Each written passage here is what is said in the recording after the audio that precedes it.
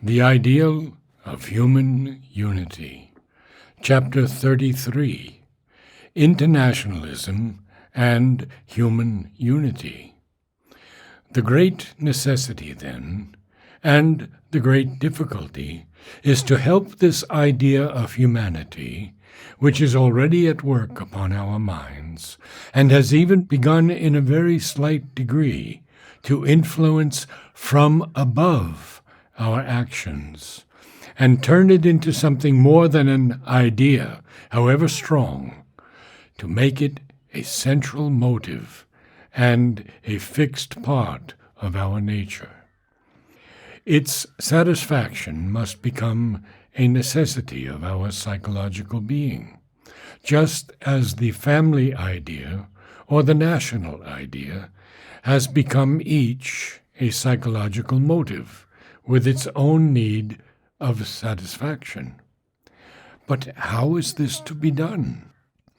The family idea had the advantage of growing out of a primary vital need in our being, and therefore it had not the least difficulty in becoming a psychological motive and need, for our readiest and strongest mental motives and psychological needs are those which grow out of our vital necessities and instincts.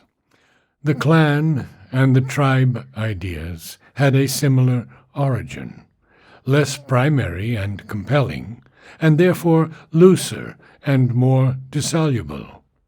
But still they arose from the vital necessity in human nature for aggregation, and the ready basis given to it by the inevitable physical growth of the family into clan or tribe. These were natural aggregations, evolutionary forms already prepared on the animal level. The nation idea, on the contrary, did not arise from a primary vital need, but from a secondary or even tertiary necessity, which resulted not from anything inherent in our vital nature, but from circumstances, from environmental evolution. It arose not from a vital, but from a geographical and historical necessity. And we notice that, as one result, it had to be created most commonly by force of circumstances partly, no doubt, but also by physical force, by the power of the king and the conquering tribe, converted into a military and dominant state.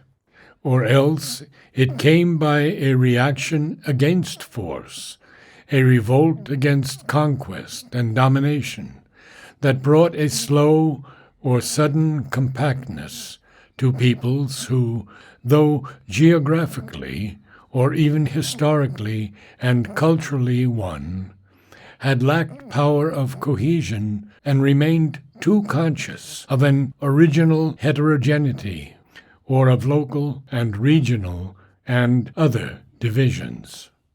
But still the necessity was there, and the nation form, after many failures and false successes, got into being, and the psychological motive of patriotism, a sign of the growth of a conscious national ego, arose in the form as the expression of its soul and the guarantee of its durability. For without such a soul, such a psychological force and presence within the frame, there can be no guarantee of durability. Without it, what circumstances have created, circumstances easily will destroy. It was for this reason that the ancient world failed to create nations, except on a small scale. Little clans and small regional nations of brief duration and usually of loose structure. It created only artificial empires, which went to pieces and left chaos behind them. What then of this international unity, now in the first obscure throes of the preformatory state, resembling a ferment of cells drawing together for amalgamation? What is the compelling necessity behind it? If we look at outward things only, the necessity is much less direct and much less compelling than any that preceded it. There is here no vital necessity. Mankind as a whole can get on well enough without international unity, so far as mere living goes. It will not be at all a perfect, rational, or ideal collective living of the race.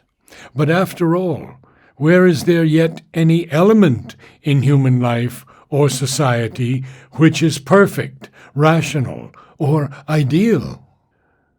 As yet, at least none.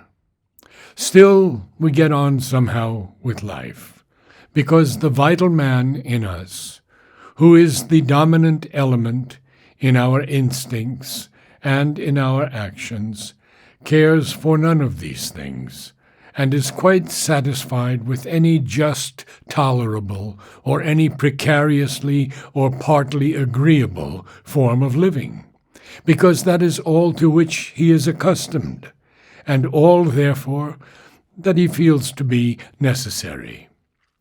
The men who are not satisfied, the thinkers, the idealists, are always a minority, and in the end, an ineffectual minority.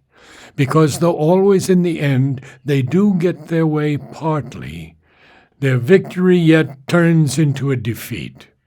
For the vital man remains still the majority, and degrades the apparent success into a pitiful parody of their rational hope, their clear-sighted ideal, or their strong counsel of perfection. The geographical necessity for a unification of this kind does not exist, unless we consider that it has been created through the drawing closer together of the earth and its inhabitants, by science and her magical lessening of physical distances and attenuation of barriers. But whatever may happen in the future, this is as yet not sufficient. Earth is still large enough, and her divisions still real enough for her to do without any formal unity. If there is any strong need, it may be described, if such an epithet can be applied to a thing in the present and the future, as a historical necessity, that is, a need which has arisen as the result of certain actual circumstances that have grown up in the evolution of international relations. And that need is economic, political, mechanical, likely under certain circumstances to create some tentative or preliminary framework, but not at first a psychological reality which will vivify the frame. Moreover, it is not yet sufficiently vital to be precisely a necessity, for it amounts mainly to a need for the removal of certain perils and inconveniences, such as the constant danger of war, and at most to the strong desirability of a better international coordination. But by itself, this creates only a possibility, not even a moral certainty, of a first vague sketch and loose framework of unity, which may or may not lead to something more close and real. But there is another power than that of external circumstance. which we have a right to take into consideration. For behind all the external circumstances and necessities of which we are more easily aware in nature, there is always an internal necessity in the being, a will and a design in nature itself, which precedes the outward signals of its development, and in spite of all obstacles and failures, must, in the long end, inevitably get itself realized. Nowadays, we can see this truth everywhere in nature, down to her lowest forms, a will in the very seed of the being, not quite conscious, or only partially conscious in the form itself, but still present there in nature. It is subconscious, or even inconscient, if you like. But it is still a blind will, a mute idea which contains beforehand the form it is going to create, is aware of a necessity other than the environmental, a necessity contained in the very being itself, and creates persistently and inevitably a form that best answers to the necessity, however we may labor to interfere with or thwart its operations. This is true biologically, but it is also, though in a more subtle and variable way, psychologically true. Now, the very nature of man is that of an individual who, on one side, is always emphasizing and developing his individual being to the extent of his power, but who is also driven by the idea or truth within him to unify himself with others of his species, to join himself to them or agglutinate them to him, to create human groups, aggregates, and collectivities. And if there is an aggregate or collectivity which is possible for him to realize, but is not yet realized, we may be sure that that too, in the end, he will create. This will in him is not always or often quite conscient or foreseeing. It is often largely subconscient, but even then, it is eventually irresistible. And if it gets into his conscious mind, as the international idea has now done, we may count on a more rapid evolution. Such a will in nature creates for itself favorable external circumstances and happenings, or finds them created for it in the stress of events. And even if they are insufficient, she will still often use them beyond their apparent power of effectivity, not minding the possibility of failure, for she knows that in the end she will succeed, and every experience of failure will help to better the eventual success. Well then, it may be said, let us trust to this inevitable will in nature, and let us follow out her method of operation. Let us create anyhow this framework, any framework of the aggregate, for she knows already the complete form she intends, and she will work it out eventually in her own time, by the power of the idea and our will to realize it, by help of strong force of circumstances, by pressure of all kinds, by physical force even, if need be, since that too seems still to be a part of her necessary machinery. Let us create it. Let us have the body. The soul will grow in the body. And we need not mind if the bodily formation is artificial, with at first a small or no conscious psychological reality to vivify it. That will begin to form itself as soon as the body has been formed. For the nation, too, was at first more or less artificially formed, out of incoherent elements actually brought together by the necessity of a subconscient idea, though apparently it was done only by physical force and the force of circumstances. As a national ego formed, which identified itself with the geographical body of the nation and developed in it the psychological instinct of national unity and the need of its satisfaction, so a collective human ego will develop in the international body and will evolve in it the psychological instinct of human unity and the need of its satisfaction. That will be the guarantee of duration. And that possibility is how the thing will happen, man being what he is. Indeed, if we cannot do better, it will so happen, since happen somehow it must, whether in the worse way or the better. It may be as well to review here briefly, in the light of these considerations, the main possibilities and powers which are shaping us towards such an end in the present world conditions.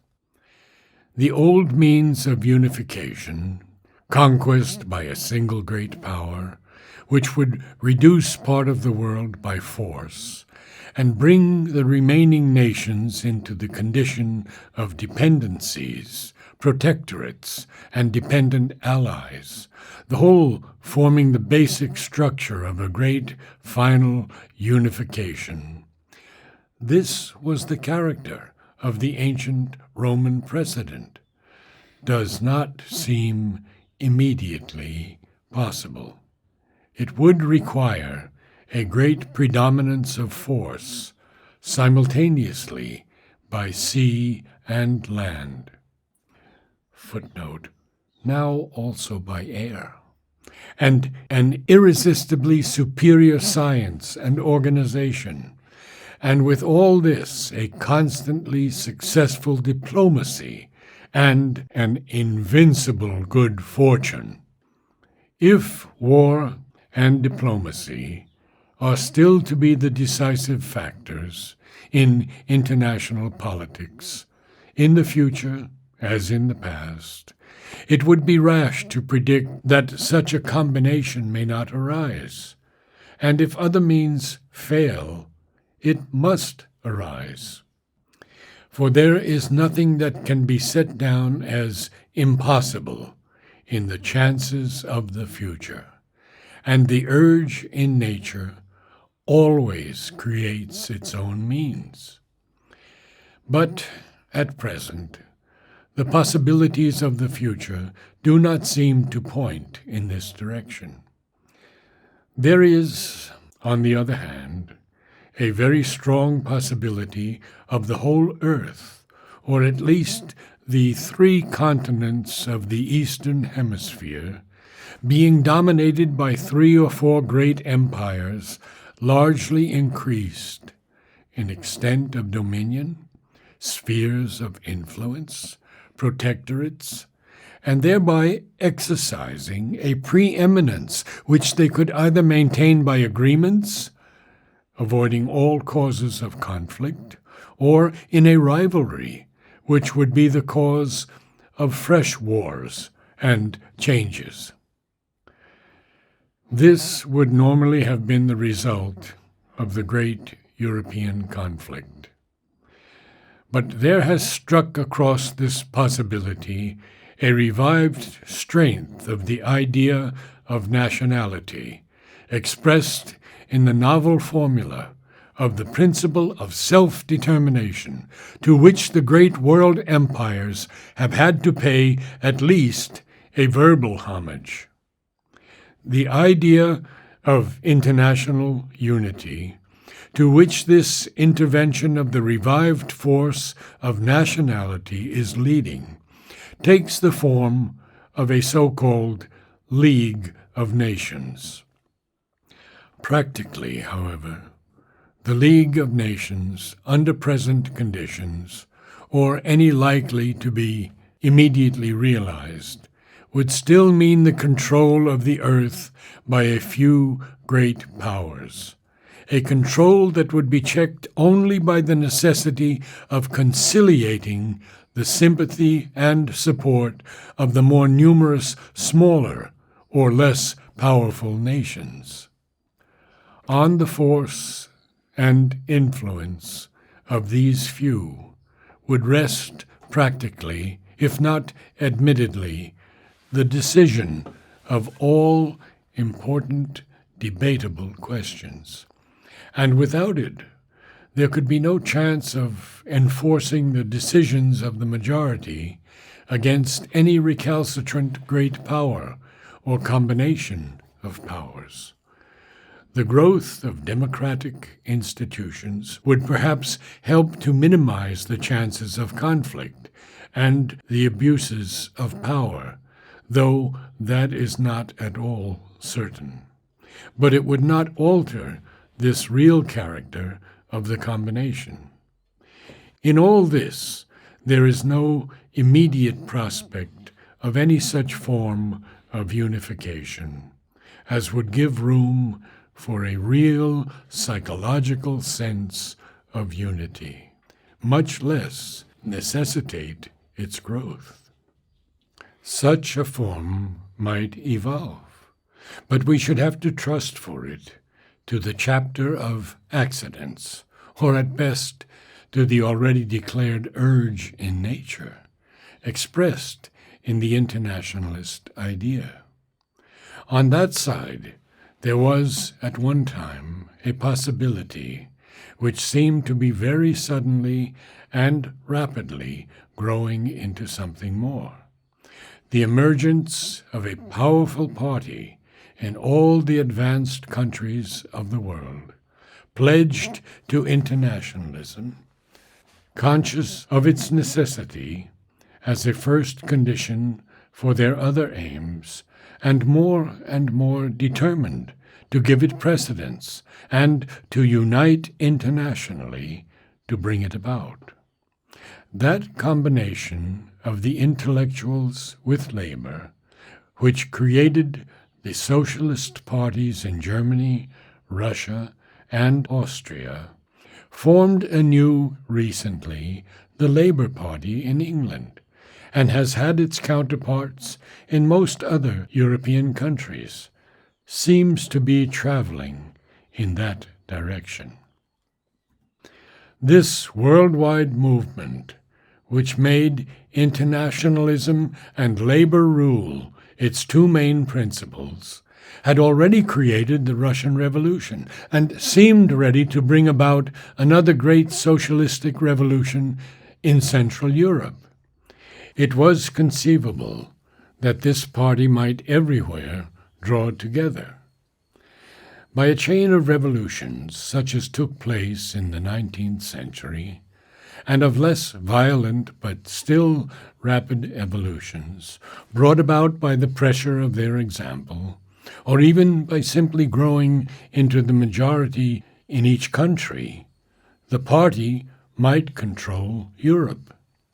It might create counterparts of itself in all the American republics and in Asiatic countries. It might, by using the machinery of the League of Nations, or, where necessary, by physical force, or economic, or other pressure, persuade or compel all the nations into some more stringent system of international unification.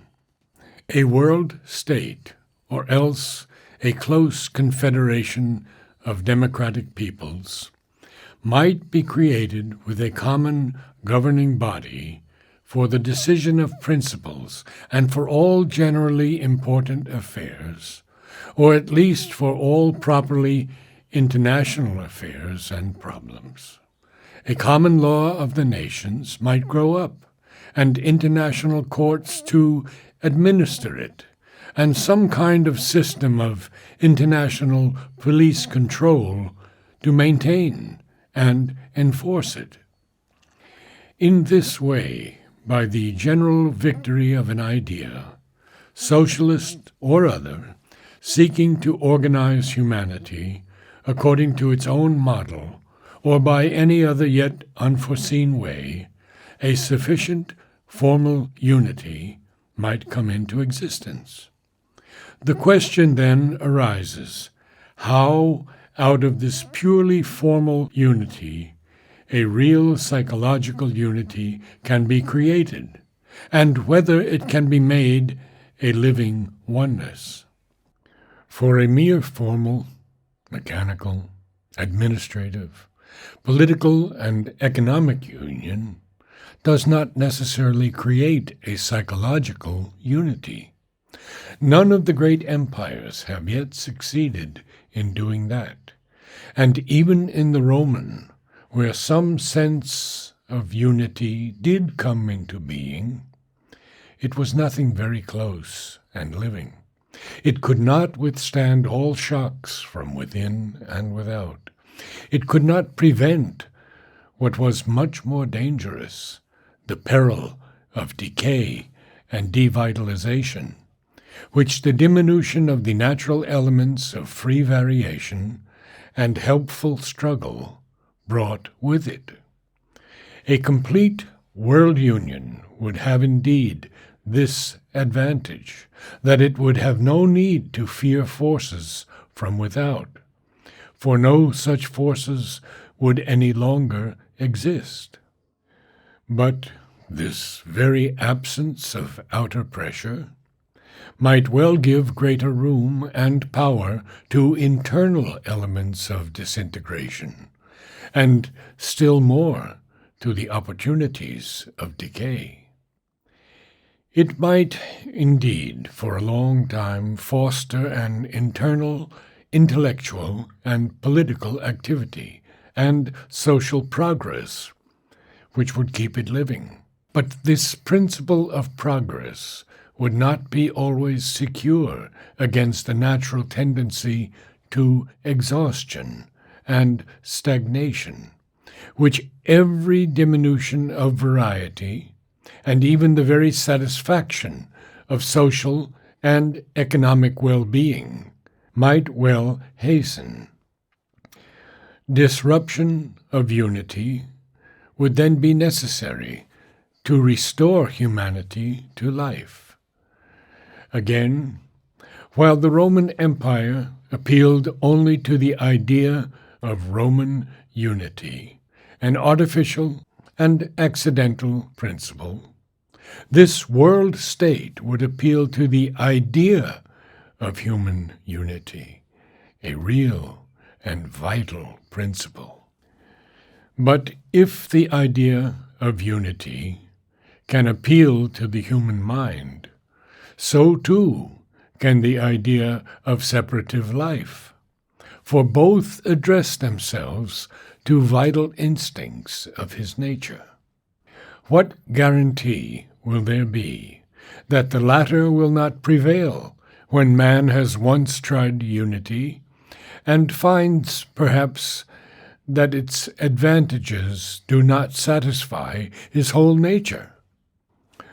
Only the growth of some very powerful psychological factor will make unity necessary to him. Whatever other changes and manipulations might be desirable to satisfy his other needs and instincts. The formal unification of mankind would come in upon us in the shape of a system which would be born, grow, come to its culmination. But every system, by the very nature of things, tends after its culmination to decay and die. To prevent the organism from decaying and dying, there must be such a psychological reality within as will persist and survive all changes of its body. Nations have that in a sort of collective national ego, which persists through all vital changes. But this ego is not by any means self-existent and immortal. It supports itself on certain things with which it is identified. First, there is the geographical body, the country. Secondly, the common interests of all who inhabit the same country: defense, economic well-being and progress, political liberty, etc. Thirdly, a common name, sentiment, culture. But we have to mark that this national ego owes its life to the coalescence of the separative instinct and the instinct of unity. For the nation feels itself one as distinguished from other nations. It owes its vitality to interchange with them and struggle with them all the activities of its nature. Nor are all these altogether sufficient. There is a deeper factor. There must be a sort of religion of country, a constant, even if not always explicit, recognition, not only of the sacredness of the physical mother, the land, but also, in however obscure a way, of the nation as a collective soul, which it is the first duty and need of every man to keep alive, to defend from suppression or mortal attaint, or, if suppressed, then to watch, wait, and struggle for its release and rehabilitation. If sicklied over with the touch of any fatal spiritual ailment, then to labor always, to heal and revivify and save alive. The world state will give its inhabitants the great advantages of peace, economic well-being, general security, combination for intellectual, cultural, social activity, and progress. None of these are in themselves sufficient to create the thing needed. Peace and security we all desire at present, because we have them not in sufficiency.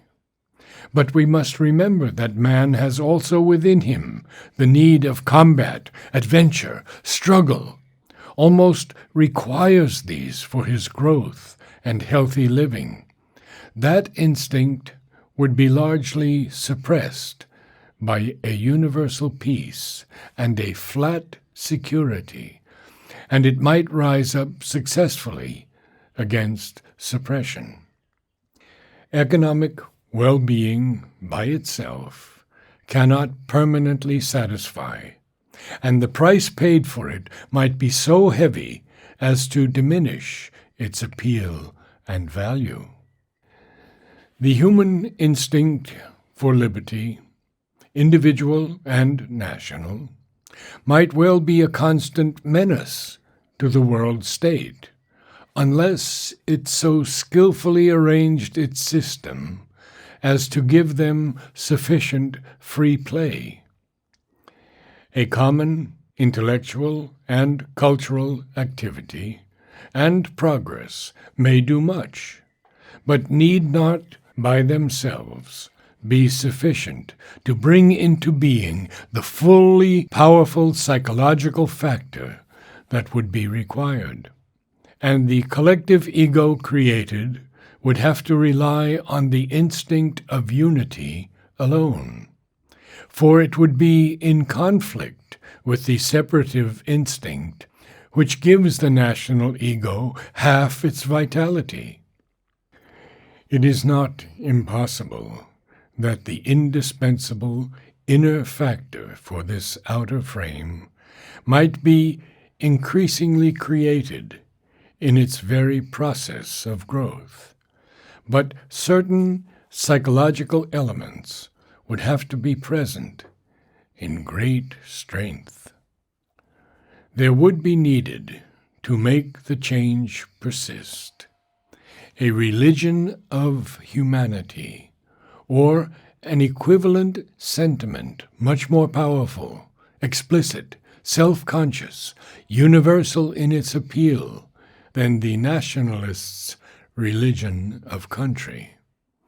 The clear recognition by man, in all his thought and life, of a single soul in humanity, of which each man and each people is an incarnation and soul form, an ascension of man beyond the principle of ego, which lives by separativeness, and yet there must be no destruction of individuality, for without that man would stagnate.